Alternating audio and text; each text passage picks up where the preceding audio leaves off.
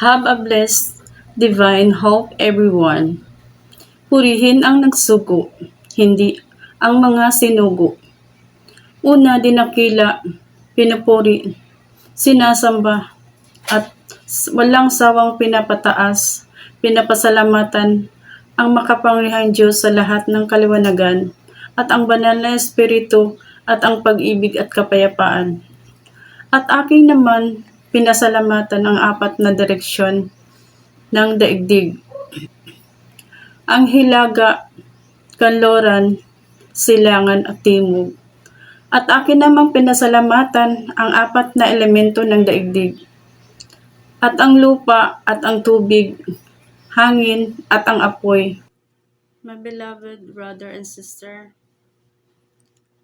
talakayin natin ang 3 Days of Darkness Prophecy. Totoo ba na 2025 mangyari ang 3 Days of Darkness? Tinatawag itong Shaman Resonance. Sa Tagalog, alingaw-ngaw or ugong ng tibok ng puso ng mundo. Sa spiritual, pinagmulan sa mga natural na pag-discharge ng kidlat at sa pabagitan ng ibabaw ng daigdig ng ionosphere. Between heaven and earth, may kinalaman din ito sa tao, kutob ng tao. May kinalaman din ito sa healing frequency, universe-aligned healing frequency o brainwave. May kinalaman din ito sa kalikasan, natural tunog na nakatutulong sa panatili ng balanse sa kalikasan.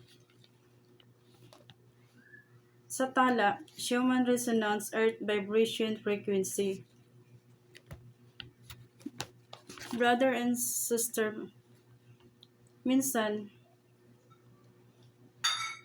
palatandaan pala ito sa kanyang pagbabalik. Sabi nila, ang 3 Days of Darkness, 3 araw na magdilim, ito pala ay frequency na binabalance ng universe sa alignment sa buong mundo. Totoo po pala na magdilim ang buong mundo dahil wala tayong magamit na kuryente or lahat ng mga electronic na gadgets ayaw gumagana. At sinasabi nila sa noong kapanahunan, ang magsindi lang ang Rizal na posporo, pero ngayon pwede naman ang flashlight. Basta hindi lang siya hindi lang di kuryente, hindi lang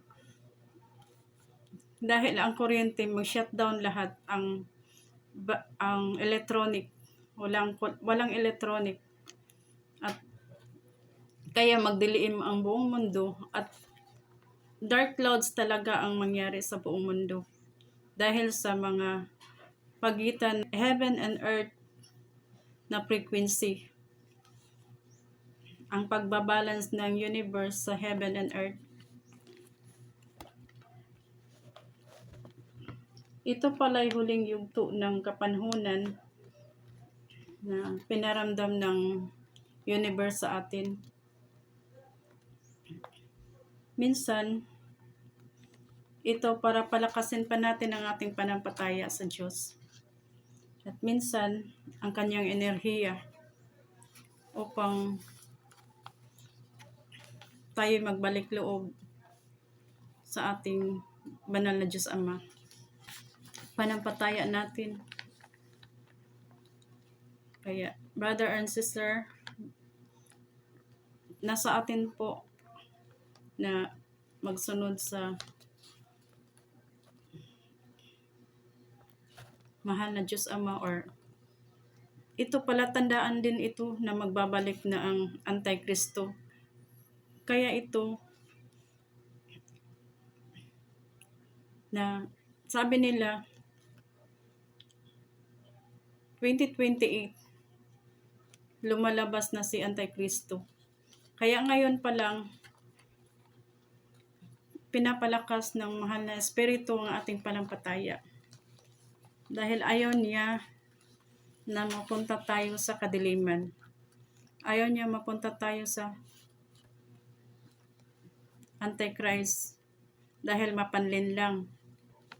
Kaya ngayon pa lang, palakasin na natin ang ating panampalataya sa Diyos Ama. Maraming salamat, my beloved brothers and sisters. Goodbye.